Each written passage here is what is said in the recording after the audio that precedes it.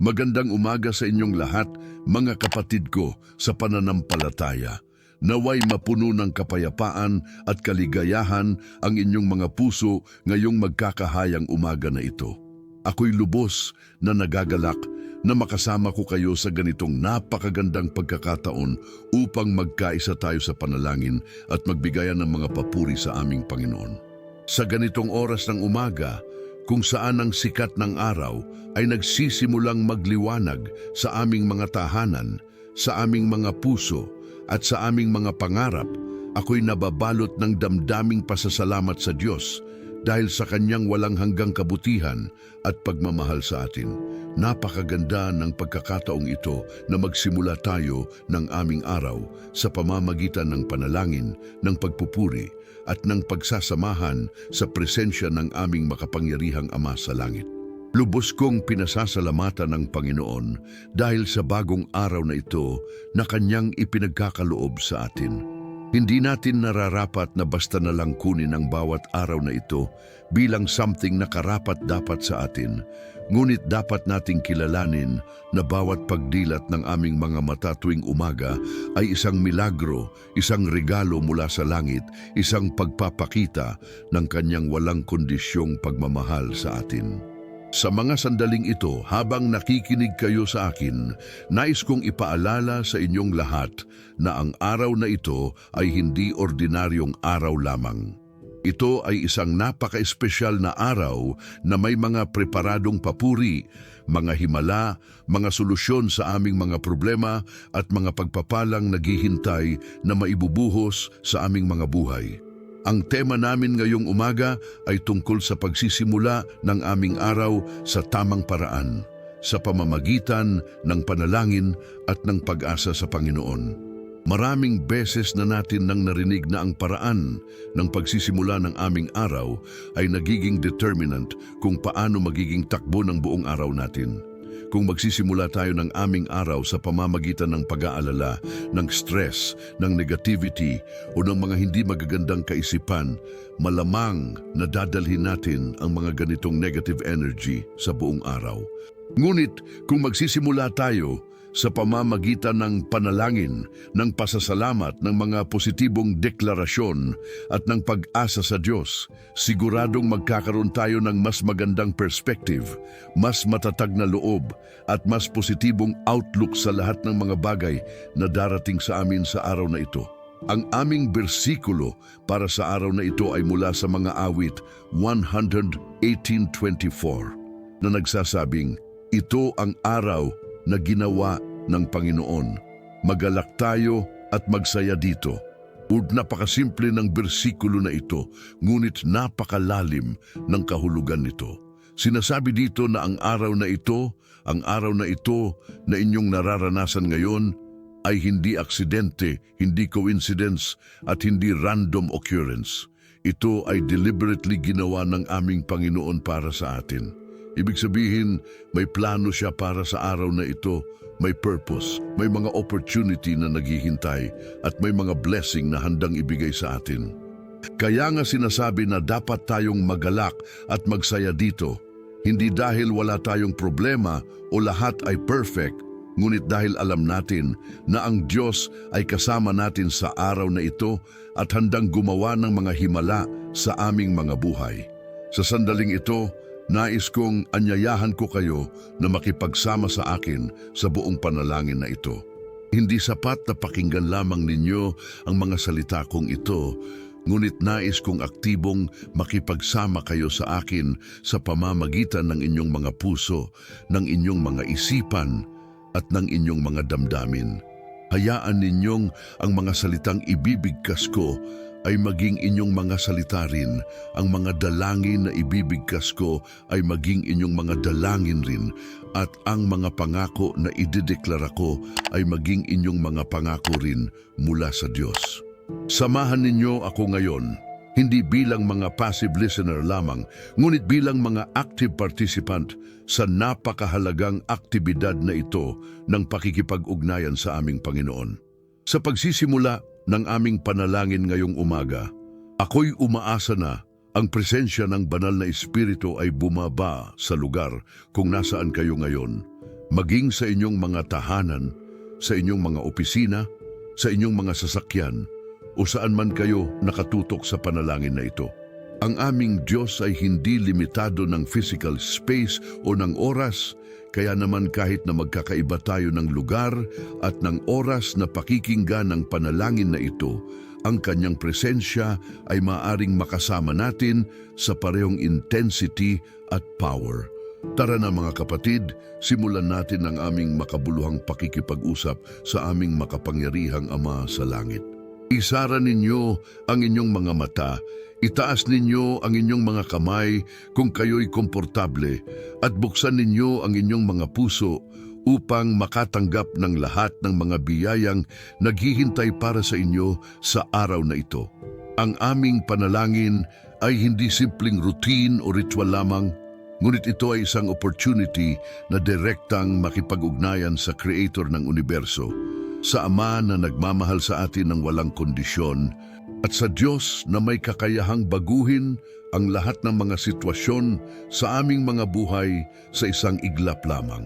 Panginoon naming mga Diyos, Ama sa langit, Ikaw na dakila sa lahat, Ikaw na makapangyarihan at puno ng awa, Ikaw na walang simula at walang hanggan, Ikaw na may kapangyarihan sa lahat ng mga bagay sa langit at sa lupa. Lumapit kami sa iyo ngayong umaga na ito na may puso ng pasasalamat at pagsisisi. Alam namin, Panginoon, na hindi kami karapat-dapat na lumapit sa inyong mabanal na presensya dahil sa aming mga kasalanan at mga pagkukulang, ngunit sa pamamagitan ng dugo ni Hesukristo, ang aming tagapagligtas, binibigyan ninyo kami ng access sa inyong trono ng biyaya. Kaya naman, sa ngalan ni Jesus, lumalapat kami sa inyo ngayong umaga na ito, hindi dahil sa aming mga gawa o dahil sa aming kabutihan, ngunit dahil lamang sa inyong walang hanggang awa at pagmamahal. Panginoon, lubos kaming nagpapasalamat sa iyo para sa araw na ito. Salamat po sa pagkakataong muli kaming magising sa umaga na ito. Salamat po sa biyayang binuksan ninyo ang aming mga mata upang makita ang kagandahan ng inyong paglikha. Salamat po sa hanging hinihinga namin na nagbibigay buhay sa aming mga katawan. Salamat po sa lakas ng aming mga puso na patuloy na tumitibok upang magbigay ng dugo sa bawat parte ng aming katawan. Salamat po, Panginoon, sa mga pamilyang binigay ninyo sa amin, sa mga kaibigan na naging kasama namin sa journey of life, sa mga trabaho at mga opportunity na nagbibigay sa amin ng paraan upang may makakain at may matitirhan. Salamat po sa mga blessing na hindi namin nararapat, ngunit patuloy ninyong binibigay sa amin araw-araw. Kilala po namin, Panginoon, na ang presence ninyo ay nandito sa aming mga puso ngayong umaga na ito. Hindi po ninyo kami iniwan kahit sa mga pinakamadilim na sandali ng aming mga buhay. Hindi po ninyo kami binuwalte kahit sa mga panahong nakalimutan namin kung sino kayo, at hindi po ninyo kami tinakwil kahit sa mga pagkakataong ginawa namin ang mga bagay na hindi nakalulugod sa inyo. Inyong sinabi sa Hebreo 13:5 na hindi kita iiwan ni pabayaan, at aming naranasan ang katotohanan ng pangakong ito sa aming mga buhay. Kaya ngayong umaga na ito, kinikilala namin ang inyong presence, welcome namin ang inyong Holy Spirit sa aming mga puso, at binubuksan namin ang lahat ng mga bahagi ng aming buhay upang maging instrumento ninyo sa araw na ito. Ang panalangin namin ngayong umaga ay may kinalaman sa pagsisimula ng araw namin sa tamang paraan. Panginoon, alam po namin na ang paraan ng pagsisimula ng araw ay nagiging hugely important sa kung paano magiging takbo ng buong araw. Maraming tao ang nagsisimula ng kanilang araw sa pamamagitan ng pag-worry sa mga problema, pag-check ng social media na puno ng negativity, o pag-focus sa mga bagay na nagdudulot ng stress at anxiety. Ngunit kami, Panginoon, nais naming magsimula ng aming araw sa tamang paraan, sa pamamagitan ng pakikipag-ugnayan sa inyo, ng pagbibigay ng pasasalamat, at ng pag-expect ng mga himala na gagawin ninyo sa aming mga buhay ngayong araw na ito. Ang bersikulo naming para sa araw na ito, mga awit 118:24, ay nagiging anchor verse namin. Ito ang araw na ginawa ng Panginoon, magalak tayo at magsaya dito. Panginoon, ang salitang ginawa dito ay nagpapakita na hindi accident ang araw na ito.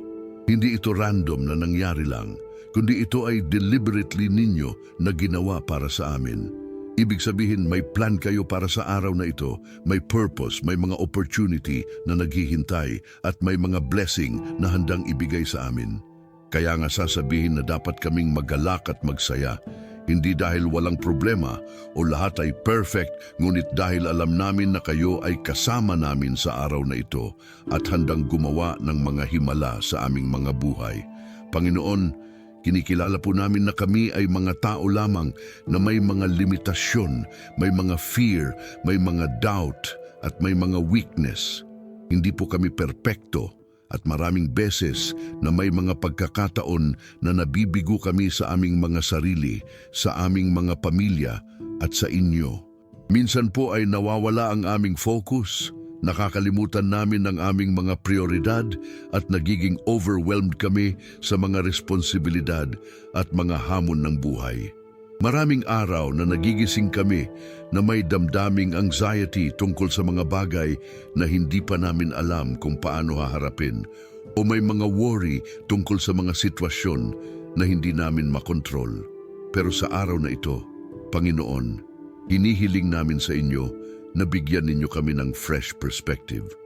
Tulungan po ninyo kami na makita ang araw na ito hindi bilang another day full of problems and challenges, ngunit bilang another day full of opportunities at possibilities para sa mga himala.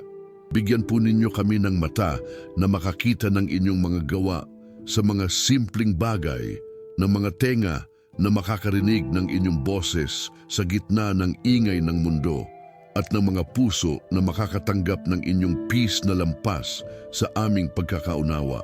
Hinihiling po namin sa inyo na sa araw na ito maging kami ay mga instrumento ng inyong pagmamahal sa mga taong makakasalamuha namin.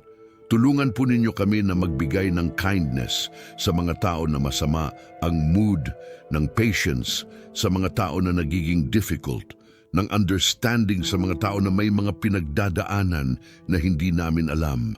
Gawing kami po ng mga channel ng inyong biyaya sa mundo upang sa pamamagitan ng aming mga salita, mga aksyon at mga attitude, makita ng mga tao ang inyong karakter at maranasan nila ang inyong presensya. Panginoon, nais po namin na mag-commit sa inyo sa araw na ito na susubukan namin na maging mindful sa bawat oras. Sa halip na maging autopilot lang sa aming mga ginagawa, nais namin na maging conscious sa inyong presensya sa bawat sandali.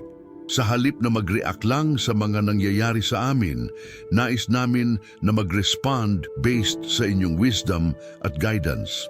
Sa halip na magpadala sa mga emotion at mga impulse, nais namin na maging guided ng inyong banal na espiritu sa lahat ng mga desisyon na gagawin namin ngayong araw na ito.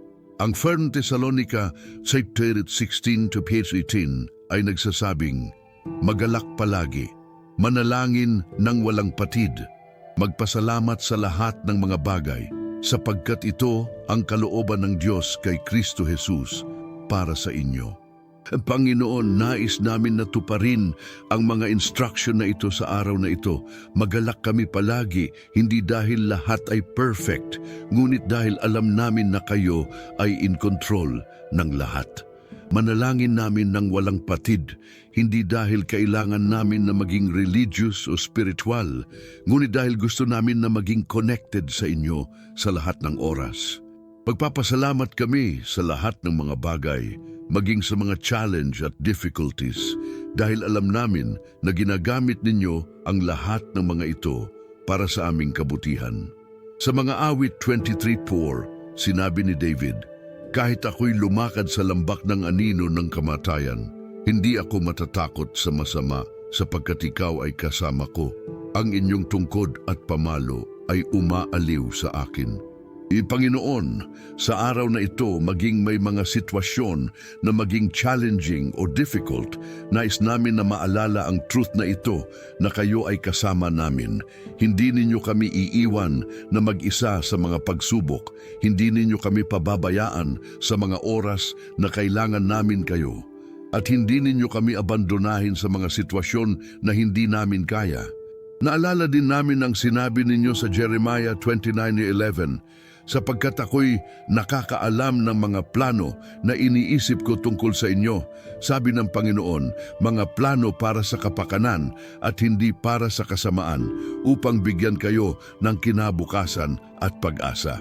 Panginoon, sa mga oras na hindi namin maintindihan kung bakit may mga nangyayaring hindi magaganda sa amin o kung bakit hindi agad-agad ninyo binibigay ang mga hinihiling namin, nais namin na maalala ang truth na ito na may plano kayo para sa amin na mas maganda kaysa sa aming mga plano para sa aming sarili.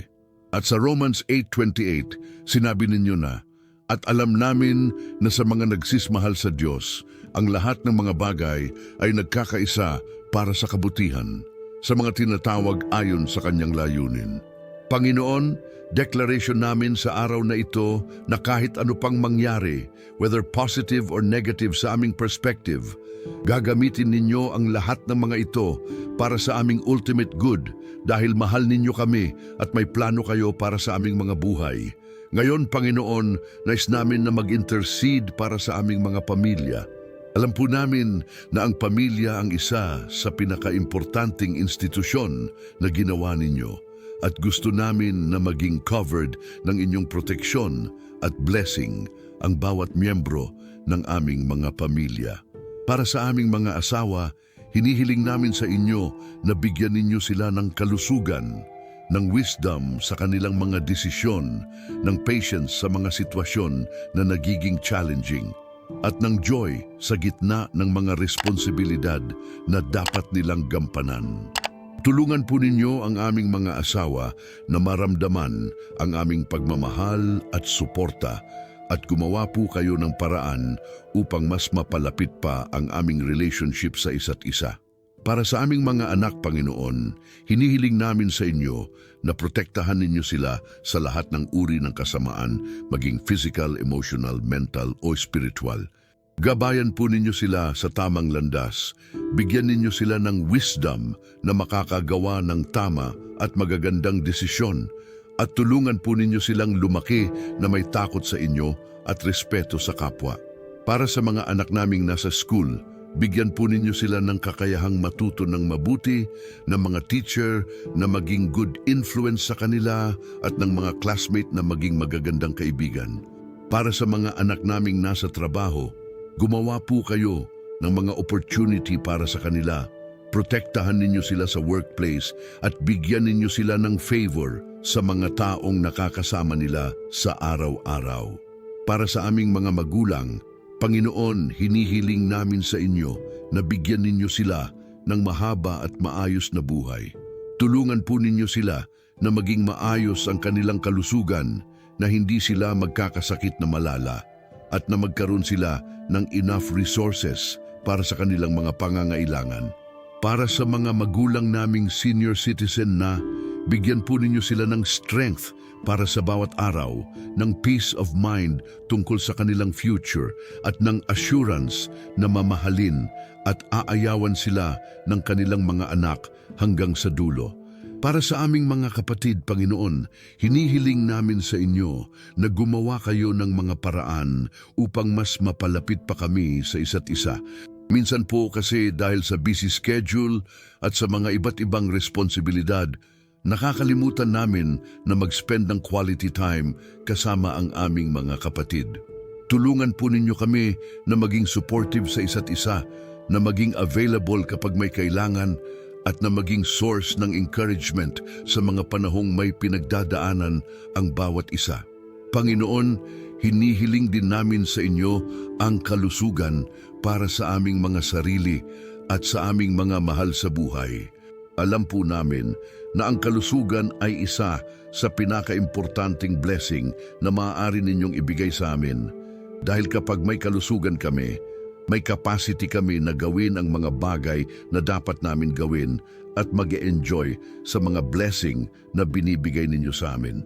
Hinihiling po namin sa inyo na kung may mga sakit na nararanasan ng sino man sa aming pamilya, gumaling po ninyo sila. Kung may mga chronic condition, bigyan po ninyo sila ng strength na makaya ang bawat araw. Kung may mga emotional at mental health issues, binibigyan po ninyo sila ng peace at healing na galing sa inyo.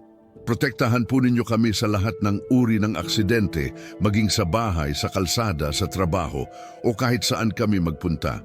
Bigyan po ninyo kami ng presence of mind na umiwas sa mga sitwasyon na maaaring magiging delikado para sa amin.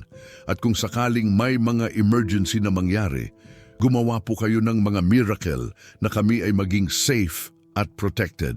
Panginoon, hinihiling din namin sa inyo ang deliverance mula sa lahat ng mga bondage na maaaring nasa aming mga buhay. Alam po namin na may mga area sa aming buhay na hindi pa completely free. May mga habit na hindi magaganda. May mga addiction na nakakasama sa amin. May mga fear na pumipigil sa amin na mag-step forward. May mga bitterness at resentment na nasa aming mga puso. At may mga negative pattern of thinking na nakakasama sa aming progress. Hinihiling po namin sa inyo na palayain ninyo kami sa lahat ng mga ito. Gumawa po kayo ng mga intervention sa aming mga buhay na magiging turning point para sa aming freedom. Bigyan po ninyo kami ng strength na mag-resist sa mga temptation na dumarating sa amin araw-araw, ng wisdom na makita ang mga trigger na nagdudulot ng mga hindi magagandang desisyon, at ng support system na magiging tulong sa amin sa aming journey towards complete deliverance. Para sa mga financial obligation na meron kami, Panginoon, hinihiling namin sa inyo na gumawa kayo ng mga paraan upang mabayad namin ang lahat ng mga ito sa tamang panahon. Para sa mga utang naming sa bank, sa credit card, sa mga kaibigan o sa mga kamag-anak, bigyan po ninyo kami ng resources na makakabayad namin ng hindi nagiging burden sa amin o sa aming mga pamilya. Para sa mga monthly bills namin, tulungan po ninyo kami na magkaroon ng enough income na makakabayad namin ng lahat ng mga ito nang hindi na nagiging stress sa amin.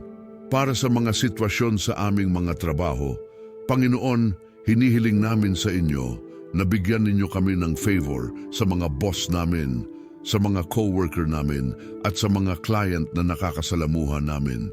Gumawa po kayo ng mga opportunity para sa promotion, para sa salary increase o para sa mga project na magiging stepping stone para sa aming career advancement. Para sa mga may sariling business, bigyan po ninyo ng wisdom sa mga desisyon na dapat gawin, ng mga customer na magsusupport sa negosyo at ng mga strategy na magdudulot ng growth at profitability. Para sa aming bansa, ang Pilipinas, hinihiling namin sa inyo na gabayan ninyo ang mga leader namin. Bigyan po ninyo ng wisdom ang aming Pangulo, ang mga senador, ang mga congressman, ang mga mayor, at lahat ng mga taong nasa position of authority. Tulungan po ninyo silang gumawa ng mga desisyon na makakabuti sa majority ng mga Pilipino, na magiging solusyon sa mga problema tulad ng poverty, corruption, crime at mga natural disaster na pumupunta sa aming bansa.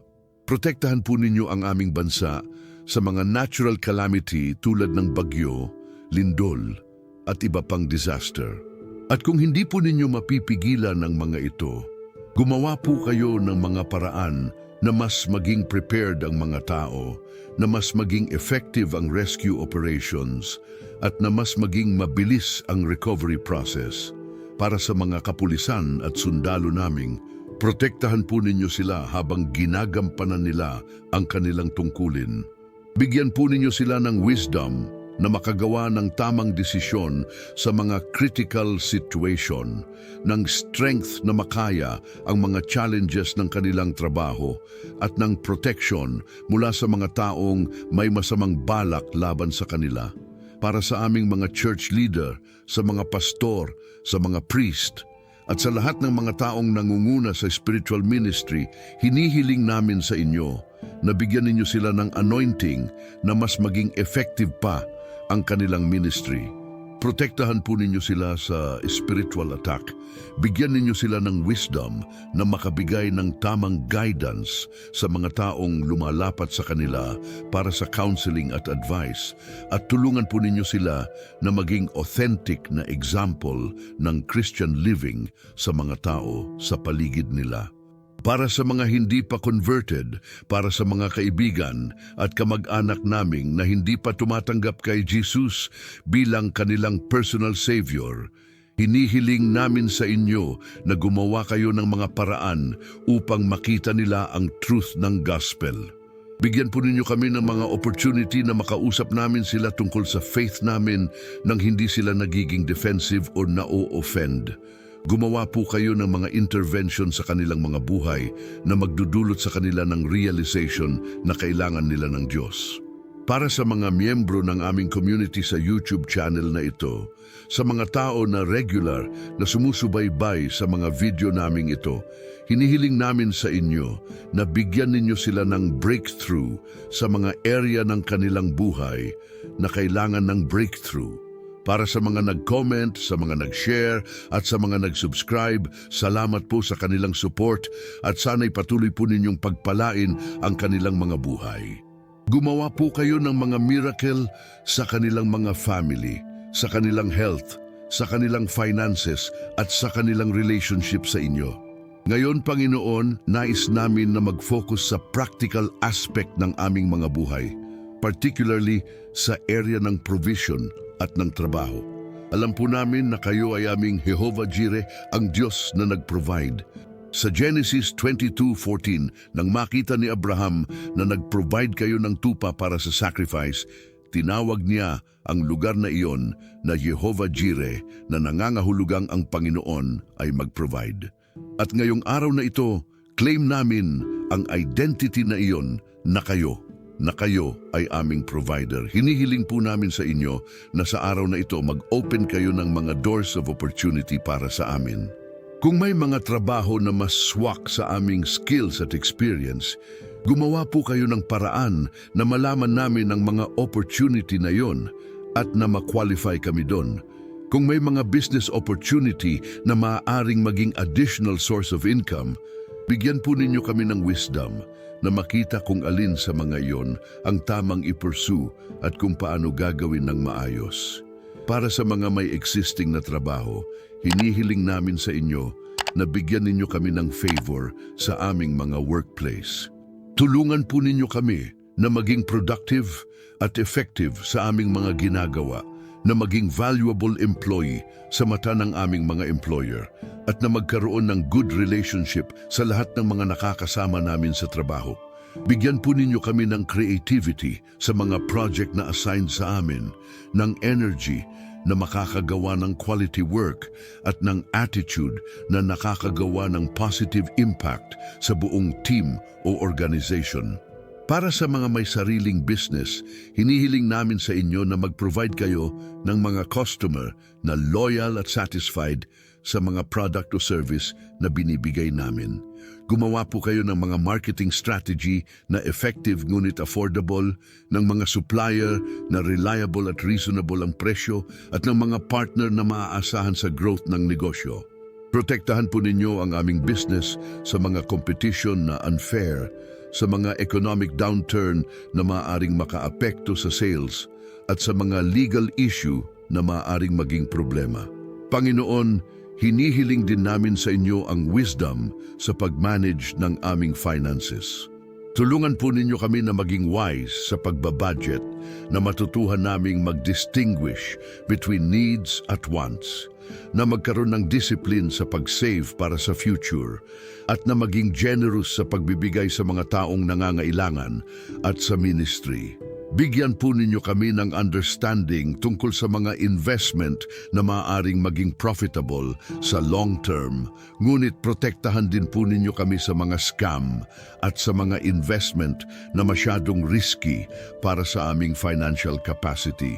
Tulungan po ninyo kami na magkaroon ng emergency fund na sapat para sa mga unexpected expenses at na magkaroon ng plan para sa aming retirement na hindi namin magiging burden sa aming mga anak sa future.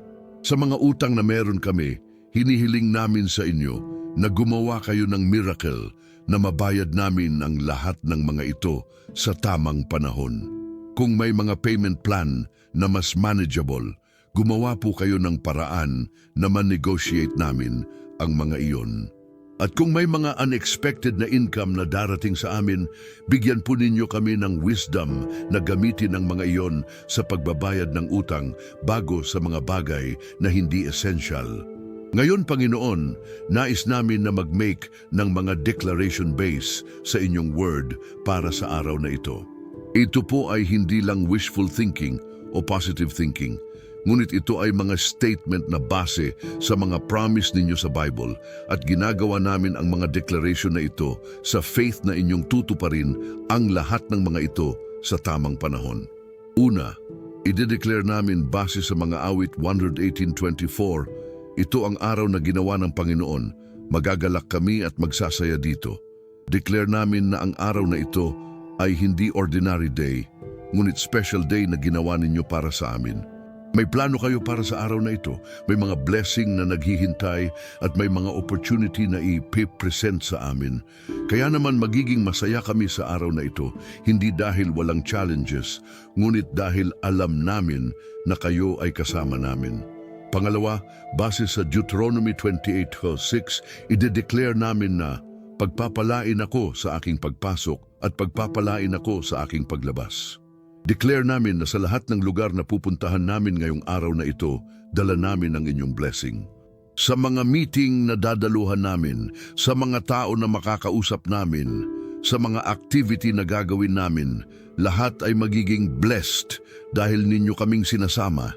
Pangatlo, base sa Philippians 4:19, i-declare namin na, at ang aking Diyos ay tutugunan ang lahat ng inyong pangangailangan ayon sa kanyang yaman sa kaluwalhatian kay Kristo Jesus. Declare namin na lahat ng mga pangangailangan namin sa araw na ito, maging physical, emotional, spiritual o financial, matutugunan ninyo ayon sa inyong yaman sa kaluwalhatian. Pang-apat, base sa Romans 8:37, i-declare namin na sa lahat ng mga bagay na ito, higit pa sa mga tagumpay kami sa pamamagitan ng kanyang umiibig sa atin. Declare namin na sa lahat ng challenges na maaring dumating sa amin ngayong araw na ito, hindi lang kami magiging victor, ngunit more than conquerors kami sa pamamagitan ni Jesus. Panglima, base sa Isaiah 54:17, i-declare namin na walang sandata na nakaharap laban sa iyo ay magtatagumpay at bawat dila na tumayo laban sa iyo sa paghuhukom ay inyong hahatulan. Declare namin na lahat ng mga plano ng kaaway laban sa amin sa araw na ito ay hindi magtatagumpay. Lahat ng mga negative na sinasabi tungkol sa amin o mga accusation na ginagawa laban sa amin ay walang power dahil protektado kami ninyo. Pang-anim, base sa Psalm 23:1, i-declare namin na ang Panginoon ay aking pastol, walang magiging kulang sa akin. Declare namin na sa araw na ito, wala kaming magiging kulang dahil kayo ay aming shepherd na nag-aalaga sa amin. Alam ninyo ang lahat ng mga kailangan namin bago pa namin kayo hingin at ihahanda ninyo ang lahat ng mga iyon sa tamang panahon. Pangpito, base sa Jeremiah 1:12, kung saan sinabi ninyo, nakikita ko ng mabuti ang aking salita upang ganapin ito. I-declare namin na lahat ng mga promise ninyo sa aming buhay ay ginagawa ninyo ng step by step. Hindi ninyo pinapabayaan ang mga salita na lumabas sa inyong bibig at tutuparin ninyo ang lahat ng mga ito sa aming mga buhay. Na pangwalo, base sa 2 Corinthians 5:17, i-declare namin na kung ang sino man ay kay Kristo, siya ay bagong nilalang. Ang mga dating bagay ay nakalipas na, narito, lahat ay naging bago. Declare namin na sa bawat araw, ginagawa ninyo kaming bagong tao. Ang mga dating weakness, mga dating failure at mga dating mistake ay hindi na determinant ng kung sino kami ngayon at kung saan kami patungo. Pangsyam, base sa Matthew 6:33, ide-declare namin na ngunit hanapin ninyo muna ang kaharian ng Diyos at ang kanyang katuwiran at ang lahat ng mga bagay na ito ay idadagdag sa inyo. Declare namin na sa paghahanap namin sa inyo bilang priority sa aming mga buhay, lahat ng mga kailangan namin para sa masayang at fulfilled na buhay ay ibibigay ninyo sa amin. Ang 10 base sa Isaiah 40:31, ide-declare namin na ngunit ang mga umaasa sa Panginoon ay papanibagong lakas. Sila ay tataas na parang mga agila. Sila ay tatakbo at hindi mapapagod. Sila ay lalakad at hindi mahihirapan. Declare namin na dahil umaasa kami sa inyo, bibigyan ninyo kami ng supernatural strength para sa lahat ng mga gawain na kailangan naming gawin ngayong araw na ito. Tungkol sa aming identity, declare namin na kami ay mga anak ng hari ng mga hari. Hindi kami ordinary people, ngunit chosen generation, royal priesthood, holy nation, peculiar people ayon sa 1 Peter 2:9. Ang way na tumingin kami sa aming sarili ay hindi base sa mga sinasabi ng mundo tungkol sa amin, ngunit base sa kung paano ninyo kami tinitingnan. Mahal ninyo kami, accepted ninyo kami, at may plano kayo para sa aming mga buhay na mas maganda kaysa sa lahat ng mga expectations namin. Declare namin na ang aming future ay bright dahil hawak ninyo ang aming tomorrow. Hindi kami worried tungkol sa mga darating na araw dahil alam namin na prepared na ninyo ang lahat ng mga bagay na kailangan namin. Ang mga dreams at mga aspirasyon na nasa aming mga puso, kung aligned sa inyong will, ay tutuparin ninyo sa tamang panahon at sa tamang paraan.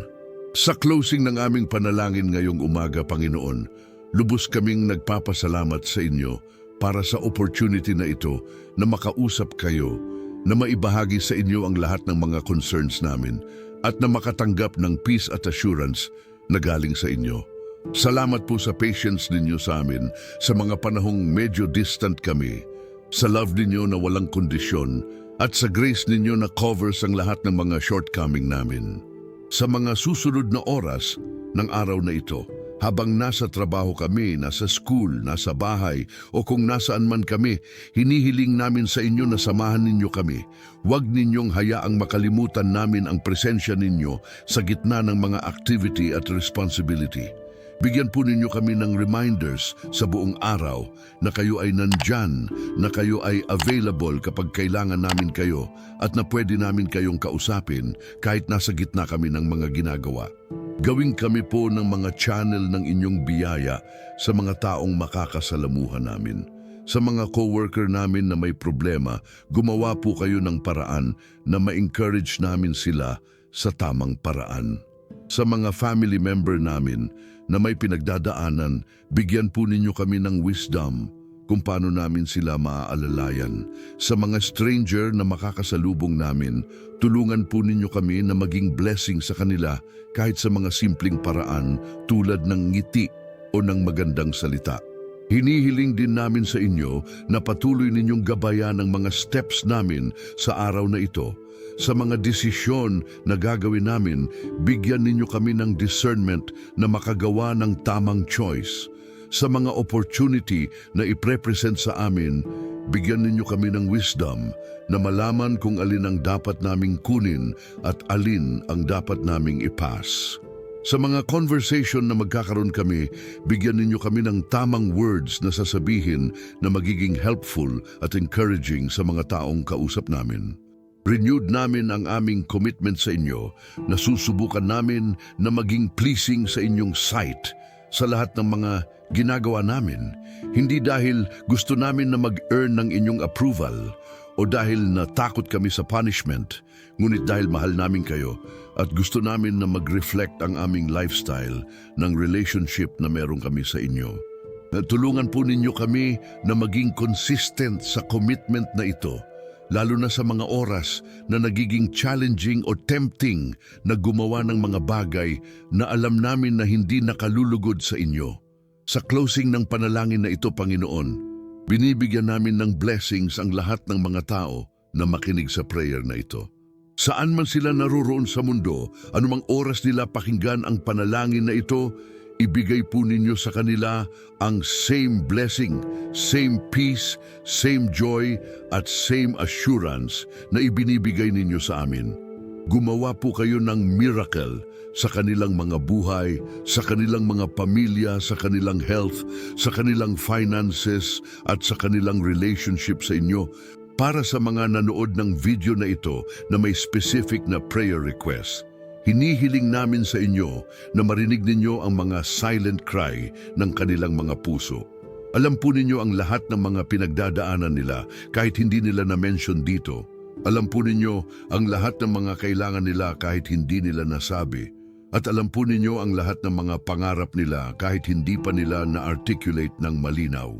Sumagot po kayo sa kanila sa tamang panahon at sa paraan na pinakamaganda para sa kanila. Salamat po, Panginoon, sa pag-bless sa channel na ito at sa opportunity na magamit ang technology na ito para sa inyong kaluwalhatian. Patuloy po ninyong gamitin ang platform na ito upang maabot ang mas maraming tao, upang ma-encourage ang mas maraming puso, at upang maging instrument ninyo sa pagbabago ng mga buhay. Sa mga susunod na video na gagawin namin, gabayan po ninyo kami na magbigay ng content na magdudulot ng spiritual growth sa mga nanood. Lahat ng mga bagay na ito, hinihiling namin sa inyong makapangyarihan at banal na pangalan, sa pangalan ng aming Panginoon at tagapagligtas na si Hesukristo. Amen at Amen. Mga kapatid, sa pagtatapos ng aming panalangin ngayong umaga, nais kong mag-encourage sa inyong lahat na mag-share sa comment section kung paano ninyo naramdaman ang panalangin na ito. May specific ba kayong part na naging meaningful para sa inyo? May particular ba na area ng inyong buhay na naramdaman ninyo na na-address ng panalangin na ito? Mag-comment kayo at magbahagi sa inyong testimony dahil ang inyong mga testimony ay nagiging encouragement din sa ibang mga nanood ng channel na ito. Kung hindi pa kayo subscriber ng channel naming ito, mangyaring i-click ang subscribe button at i-press din ang notification bell upang ma-notify kayo sa mga bagong video na inu-upload namin. May mga bagong prayer video kaming inu-upload regularly at gusto namin na maging part kayo ng growing community namin dito sa YouTube na dedicated sa prayer, sa worship at sa spiritual growth. Mag-share din kayo ng video na ito sa inyong mga kaibigan, sa inyong mga family member, at sa lahat ng mga taong inyong alam na makaka-benefit din sa ganitong uri ng content. Ang pagbabahagi ninyo ng video ay hindi lang nakakatulong sa growth ng channel, ngunit higit sa lahat, nagiging instrumento kayo ng Diyos para maabot ang mas maraming tao na nangangailangan ng encouragement at spiritual upliftment. Naway magkaroon kayo ng napakagandang araw ngayong araw na ito, na puno ng mga biyaya, mga solusyon sa inyong mga problema, mga sagot sa inyong mga prayer, at mga experience ng presensya ng Diyos sa bawat sandali. Hanggang sa muli nating pagkikita sa susunod na video, naway patuloy kayong pagpalain ng aming Panginoon. God bless you all.